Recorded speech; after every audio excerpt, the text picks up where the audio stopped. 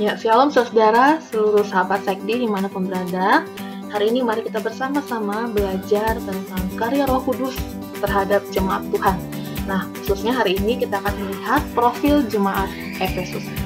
Jemaat Efesus adalah jemaat yang dilayani oleh Rasul Paulus. Kita melihat, ini adalah kota Efesus. Kota Efesus adalah sebuah kota pelabuhan yang sangat penting di wilayah Romawi yang sekarang dikenal dengan Turki modern. Pada tahun 500 sebelum Masehi, di kota Efesus telah dibangun kuil Dewi Diana atau dalam bahasa Yunani-nya Dewi Artemis.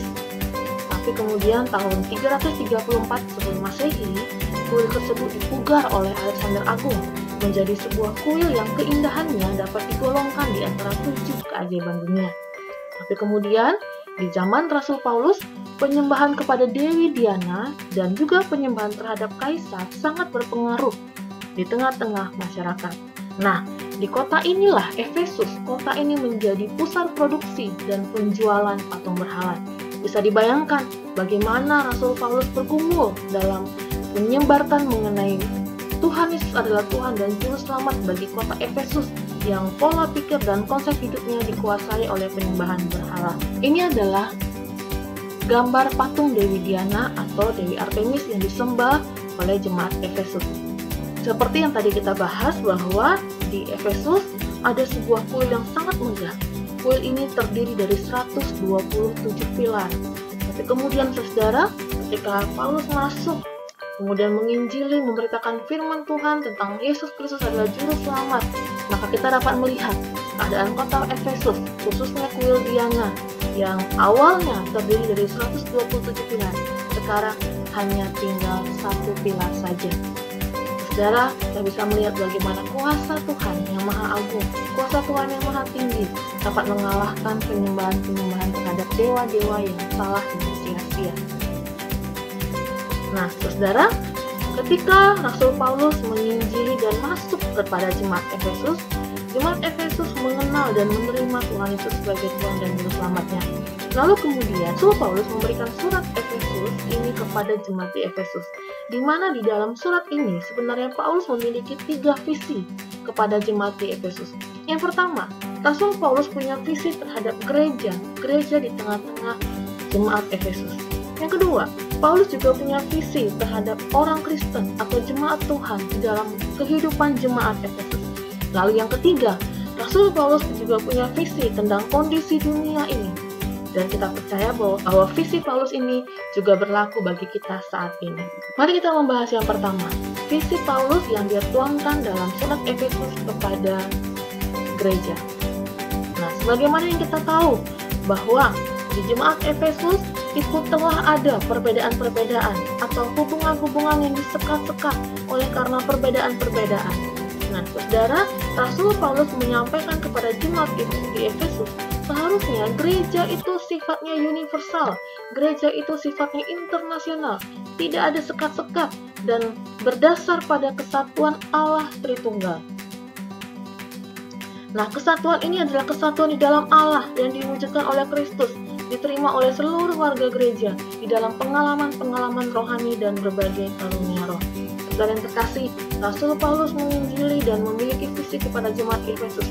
Marilah kita bersatu, marilah kita mendasari relasi kita sebagai gereja Tuhan itu kepada kesatuan Allah Tritunggal.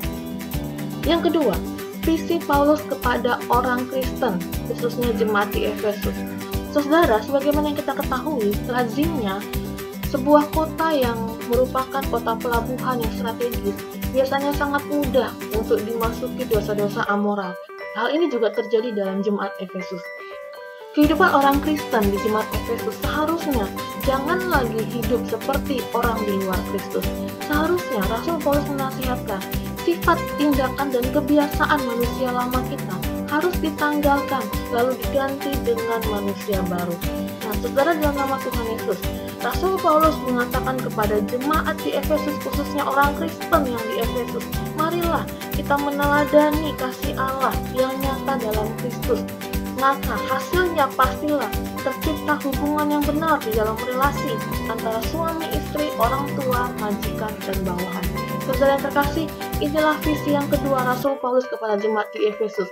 Dan saya percaya ini juga berguna bagi kita semua orang Kristen. Firman Tuhan menyatakan kepada kita, marilah kehidupan lama kita tanggalkan. Kehidupan lama kita ganti dengan kehidupan baru. Manusia baru yang sudah dikaruniakan Kristus Yesus kepada kita. Saudara, mari kita merenungkan melalui kisah di jemaat Efesus ini. Apakah kita memiliki manusia lama yang masih seperti ayat 17-31? Ataukah kita sudah dikenakan oleh manusia baru seperti yang tertulis dalam ayat 20-32? Saudara, mari kita merenungkan bersama-sama. Biarlah kita boleh melepaskan manusia lama kita, menanggalkan manusia lama kita, dan kita mengenakan manusia baru kita. Kita mengenal Kristus, kita mendengar dan menerima pengajaran Tuhan. Kita menanggalkan manusia lama kita, dan pikiran roh kita dibaharui. Lalu kita diciptakan menurut kehendak Allah. Lalu kita berkata benar kepada orang lain, tidak mudah marah, tidak memberi kesempatan kepada iblis, dan kita adalah orang yang bekerja keras, mau berbagi dengan orang lain, berkata-kata yang baik dan membangun, dimeteraikan dengan Roh Kudus, lalu kita juga penuh kasih, ramah, dan mengampuni. Ini adalah visi kedua Paulus kepada orang Kristen di kota Efesus. Yang ketiga, visi Paulus tentang kondisi dunia. Saudara yang terkasih, orang-orang Kristen sesungguhnya ketika kita berada di dunia ini, kita sedang diperhadapkan kepada peperangan rohani. Sesungguhnya musuh kita itu bukanlah darah dan daging. Sesungguhnya musuh kita itu adalah iblis, kuasa kegelapan. Maka di dalam surat Efesus kita melihat Rasul Paulus mengatakan peperangan rohani yang harus dihadapi orang percaya adalah peperangan melawan iblis. Rasul Paulus menggambarkan bahwa orang-orang percaya sedang berperang melawan roh-roh jahat, yakni seluruh bala tentara iblis yang tidak kelihatan. Hal ini kita dapat melihat dalam Efesus pasal 6 ayat 12. Karena ini adalah peperangan rohani, maka senjata yang Allah berikan bagi kita juga bukan senjata secara fisik, namun senjata rohani yang tidak terlihat, tapi penuh kuasa. Saudara, Rasul Paulus memperingatkan orang-orang percaya di Efesus termasuk kita di zaman ini, agar kita senantiasa mengenakan seluruh perlengkapan senjata Allah saat menghadapi peperangan rohani tersebut. Karena hanya dengan mengenakan seluruh perlengkapan senjata Allah itu, kita akan mampu bertahan dan dapat memenangkan peperangan rohani melawan iblis tersebut. Saudara, ini adalah visi Rasul Paulus kepada jemaat di Efesus dan juga berlaku bagi kita sebagai orang percaya. Sadarlah, berjuanglah bahwa sesungguhnya kita di tengah-tengah dunia ini, kita sedang berperang menghadapi kuasa-kuasa di udara, roh-roh jahat di udara, dan juga iblis dan seluruh pasukan-pasukan kuasa jahat. Saudara, sebagaimana yang Rasul Paulus sampaikan, supaya kita hendaknya mengenakan perlengkapan senjata Allah. Memang ini tidak terlihat, tapi hendaknya kita miliki di dalam jiwa dan iman kita. Nah, apakah itu perlengkapan senjata Allah? Mari kita melihatnya. Di dalam surat Efesus pasal 6 ayat 14-17, Rasul Paulus menggunakan gambaran dari seorang tentara Romawi yang dipersenjatai lengkap, seorang anggota dari pasukan Romawi yang termasyhur dan tak terkalahkan.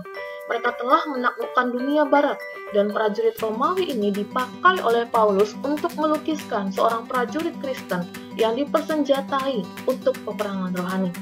Rasul Paulus mengatakan, akhirnya hendaklah kamu kuat di dalam Tuhan, di dalam kekuatan kuasa-Nya.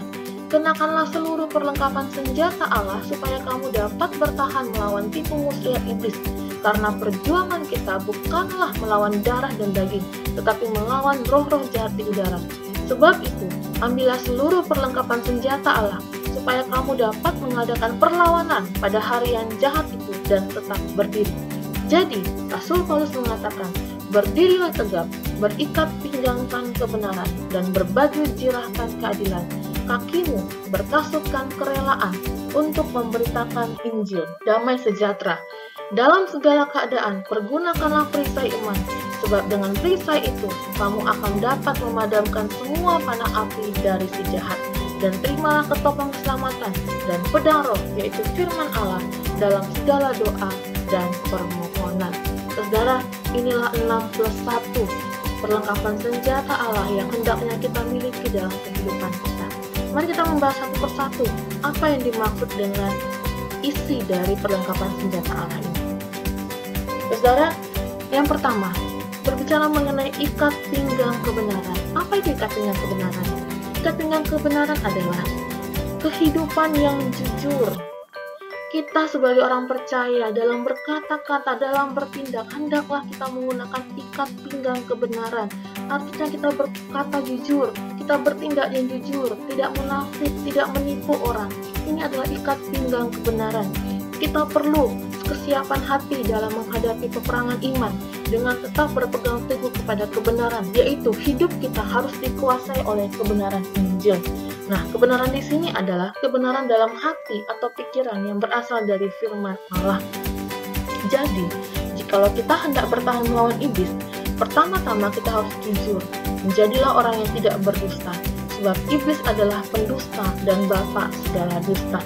Sebagai orang percaya, kita akan bergerak secara bebas dan cepat ketika melawan iblis, karena kita tidak ragu lagi akan kebenaran Allah yang ada pada diri kita. Saudara, inilah artinya ikat pinggang kebenaran.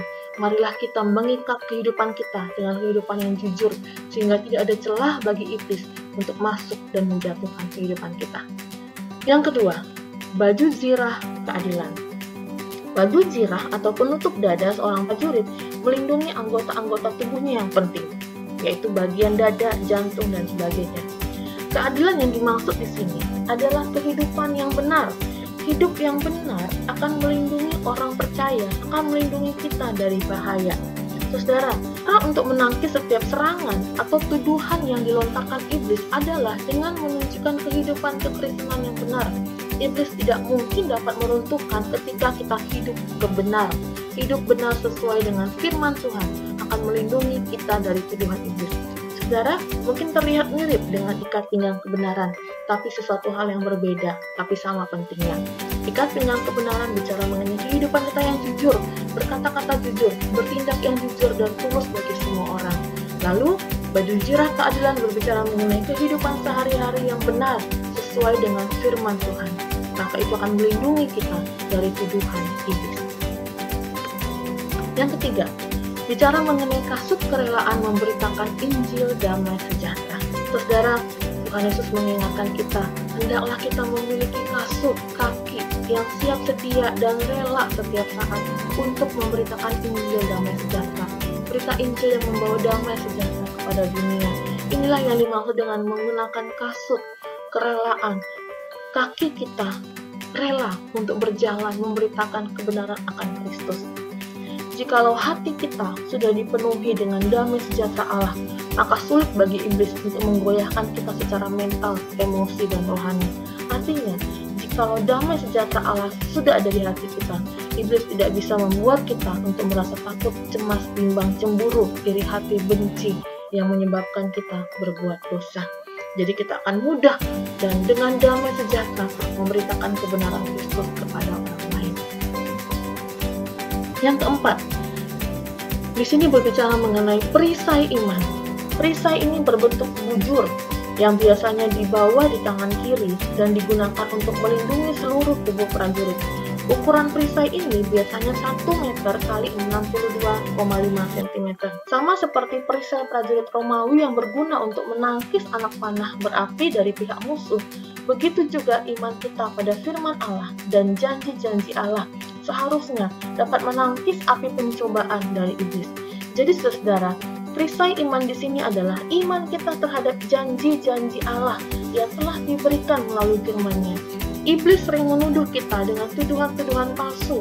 Oleh karena itu, kita harus percaya pada perkataan firman Allah dan bukan pada tuduhan iblis. Saudara ingat kisah Adam dan Hawa ketika mereka digoda oleh iblis di Taman Eden. Iblis merusak pikiran mereka dengan kata-kata yang berbeda dengan firman yang disampaikan Tuhan kepada Adam dan Hawa. Saudara, marilah kita belajar percaya kepada firman Allah. Firman Allah yang luar biasa dinyatakan melalui Alkitab. Kita percaya ketika Allah dalam penderitaan kita mengatakan Dia mengasihi kita. Kita percaya ketika Allah berjanji kepada kita akan masa depan yang penuh harapan. Kita percaya kepada Allah yang memegang tangan kita dalam penderitaan. Kita percaya kepada Allah yang menjanjikan sorga bagi kita. Kita percaya kepada semua janji Allah, sehingga iblis tidak punya kesempatan untuk menggoyahkan iman kita. Itulah perisai iman. Yang kelima, ketopong atau topi keselamatan. Nah, ketopong adalah senjata yang digunakan oleh seorang prajurit untuk melindungi kepalanya. Iblis selalu berusaha mengacaukan pikiran kita dengan berbagai keraguan dan ketakutan.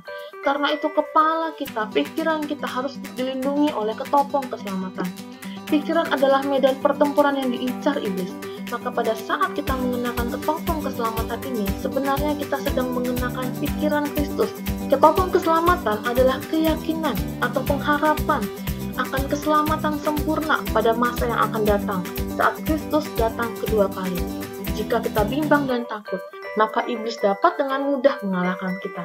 Tetapi jika kita berpegang pada pengharapan keselamatan sempurna, iblis tidak akan mampu mengalahkan kita. Dengan pengharapan ini, kita akan tetap mampu bertahan dalam keadaan yang paling buruk sekalipun, karena tahu bahwa sekali kelak kemenangan yang sempurna itu akan menjadi milik kita. Saudara, inilah ketopong atau topi keselamatan. Mari kita menjaga pikiran kita dengan pikiran pengharapan kepada janji kekal Kristus kepada kita, bahwa keselamatan kelak kita akan terima di dalam Kristus Yesus. Semua orang percaya akan dipersatukan dalam sorganya kelak. Kerajaan sorga adalah milik Tuhan Yesus Kristus. Dialah yang mempunyai segala kemuliaan dalam dunia dan sorga ini. Mari kita menaruhkan pikiran kita kepada keselamatan akan Tuhan Yesus Kristus, sehingga kita ketika menghadapi masalah dan pergumulan, pikiran kita tidak diganggu atau dikacaukan oleh kuasa iblis. Yang keenam, pedang roh. Jika 5 senjata sebelumnya itu berfungsi sebagai pertahanan, maka pedang adalah senjata yang bisa kita pakai untuk bertahan maupun menyerang. Nah, ketika kita menghadapi serangan iblis, baik itu dalam bentuk dusta atau godaannya, janganlah andalkan kekuatan kita sendiri. Janganlah andalkan pengalaman kita sendiri. Sebaliknya, kita harus menggunakan kuasa dan otoritas firman Allah. Seperti Tuhan Yesus, ketika Tuhan Yesus dibawa ke padang gurun untuk dicobai oleh iblis, maka selalu Tuhan Yesus menjawab tipu daya iblis dengan ada tertulis. Tuhan Yesus menjawab tipu daya iblis dengan firman Allah. Saudara, jadi sebagaimana pedang berguna di tangan prajurit, demikian juga dengan firman Allah dalam diri kita. Peperangan rohani tidak mungkin kita menangkan tanpa firman Allah. Jadi, mari kita tajam memahami firman Allah, sehingga menghadapi dusta dan godaan iblis, kita gunakan kuasa dan otoritas firman Allah. Kita akan mampu menjawab tipu daya iblis. Masalahnya, apakah sekarang kita rindu untuk menggali firman Tuhan? Saudara yang terkasih, marilah kita rindu membaca firman Tuhan dengan kerinduan yang besar, mengenal Allah dengan utuh dalam konsep Alkitab, sehingga hati kita, pikiran kita tidak lagi dibuka celah oleh si jahat, si penipu dan pembohong itu, yaitu iblis. Mari kita semakin mengenal Tuhan dengan dekat, karena Tuhan yang mempunyai masa depan kita dan dunia ini dan seluruh umat manusia. Inilah 6 perlengkapan senjata Allah. Dan Rasul Paulus menutup 6 perlengkapan senjata Allah ini dengan apa? Dengan yang terakhir adalah doa. Saudara yang terkasih, doa adalah senjata rohani yang akan membuat stamina rohani kita semakin kuat. Ada peribahasa Cina yang mengatakan, tidak berdoa, tidak ada kekuatan. Sedikit berdoa, sedikit kekuatan. Banyak berdoa, banyak kekuatan. Saudara yang terkasih, Rasul Paulus mengatakan bukan sekedar berdoa, tetapi Rasul Paulus mengatakan berdoalah setiap waktu di dalam roh. Berjaga-jagalah di dalam doamu, itu dengan permohonan yang tak putus-putusnya. Jadi, senjata untuk menyerang balik iblis adalah firman Tuhan dan doa setiap waktu yang terus-menerus dan sungguh-sungguh. Karena iblis selalu menunggu waktu yang tepat untuk menyerang kita. Si iblis berjalan keliling sama seperti singa yang mengaum-ngaum dan mencari orang yang dapat ditelannya. Alkitab sudah menyediakan senjata yang lengkap untuk menghadapi peperangan rohani. Oleh karena itu, mari kita melatih diri dengan penuh kedisiplinan menggunakan perlengkapan senjata Allah tersebut. Saudara, berbicara mengenai yang terakhir ini, doa. Doa adalah sebuah momen di mana kita berelasi langsung dengan Tuhan Yesus. Kita berkata-kata dengan Tuhan, kita berkata-kata dengan Allah, hati kita dengan hati Allah menyatu. Itulah doa. Sehingga kita tidak membiarkan iblis merusak relasi kita dengan Allah. Saudara, marilah kita selalu berjaga-jaga dengan berdoa. Saudara, ini adalah profil jemaat Efesus. Bagaimana jemaat yang dulu dikuasai oleh penyembahan berhala, tapi kemudian Injil masuk diberitakan oleh Paulus, Rasul Paulus. Rasul Paulus mengingatkan kepada jemaat di Efesus, ingatlah kita sebagai orang percaya memiliki tantangan di dalam gereja. Janganlah kita saling bertengkar, janganlah kita saling terpecah-pecah. Hendaklah kita sebagai jemaat gereja itu saling bersatu, jemaat yang internasional, jemaat yang universal. Sekalipun beda suku, mari kita bersatu dalam kasih Kristus. Lalu, di tengah-tengah dunia ini, kita sebagai orang percaya, orang dunia terlalu banyak mengerjakan hal-hal yang berdosa, mengerjakan hal-hal yang rusak moral. Tapi biarlah kita sebagai orang percaya, kita tidak ikut-ikutan dengan dunia ini. Biarlah kita sebagai orang percaya tetap mengenakan manusia baru, tetap mengenakan kekudusan dalam hidup kita. Dan yang terakhir, Rasul Paulus mengingatkan kita sebagai orang percaya di tengah-tengah dunia ini, kita berperang melawan kuasa kegelapan, kita berperang melawan kuasa iblis. Marilah kita selalu mengenakan senjata rohani dan relasi yang dekat dengan Tuhan melalui doa. Saudara, kiranya melalui profil jemaat Efesus ini, surat Rasul Paulus kepada jemaat di Efesus ini boleh kembali membangkitkan iman kita akan kasih Kristus, akan fungsi kita, peran kita di tengah-tengah dunia ini. Biarlah kita menjadi seperti yang Tuhan kehendaki di tengah-tengah dunia ini. Maju terus dalam Tuhan, jangan pernah berhenti berharap, jangan pernah berhenti berjuang, karena sesungguhnya Tuhan Yesus mengasihi kita semuanya. Shalom, Tuhan Yesus memberkati.